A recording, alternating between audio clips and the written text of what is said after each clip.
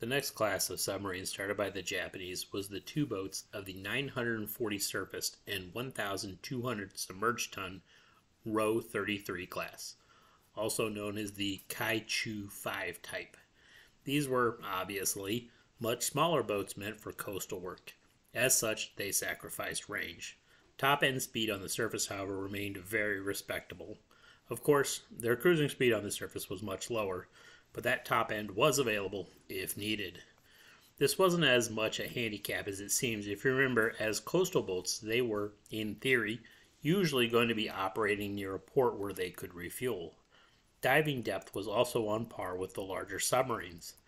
Being smaller, they were also quicker to dive, and they needed that because despite being intended to operate in presumably contested coastal waters, they were still relatively easy to detect and track. Long view wise, only two were built because they were basically prototypes for the next generation of smaller rowboats. There were other row or KaiChu type boats built between the wars, but they were either taken out of service or relegated to training by the time the war started, so I'm not going to cover them. Row 33 was started August 8, 1933 and completed October 7, 1935. Row 34 was started April 28, 1934 and completed May 31, 1937. Main armament was 4 bow 533mm torpedo tubes for 10 torpedoes. A single open 76mm deck gun was mounted forward of the sail. Propulsion on the surface was provided by two diesel engines which produced 2,900 horsepower that ran the two propellers and recharged the batteries for a surface speed of 19 knots. While submerged, they used their batteries to power two motors which produced 1,200 horsepower for a top speed of 8 knots.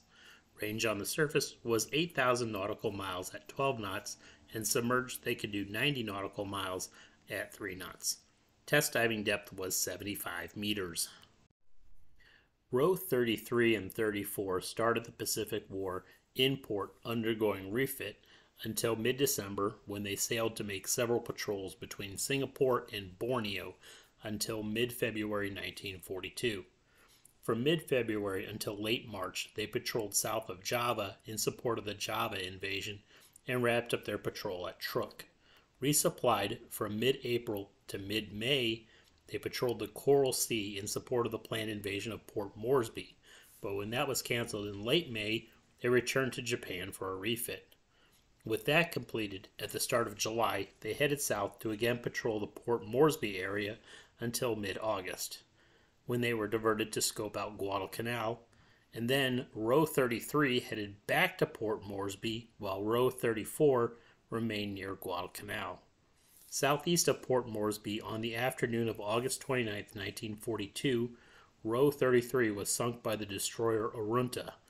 Row 34, meanwhile, soldiered on around Guadalcanal until late September, when she was again sent to patrol near Port Moresby until early October. In November, she patrolled north of San Cristobal and then returned to Japan for overhaul and repairs, arriving in mid-December. With her overhaul completed in late February 1943, she left Japan and sailed south to patrol off Tulagi and then Russell Island. East of Russell Island, in the pre-dawn hours of April 5th, she ran into the destroyers Strong and O'Bannon, resulting in the famous potato fight between herself and O'Bannon. Heavily damaged and down by the stern, after that engagement, she slipped away and headed back to Rabaul. 2 days later, east of San Cristobal, on the evening of April 5, 1943, the already damaged submarine was again found on the surface by the destroyer Strong and sunk.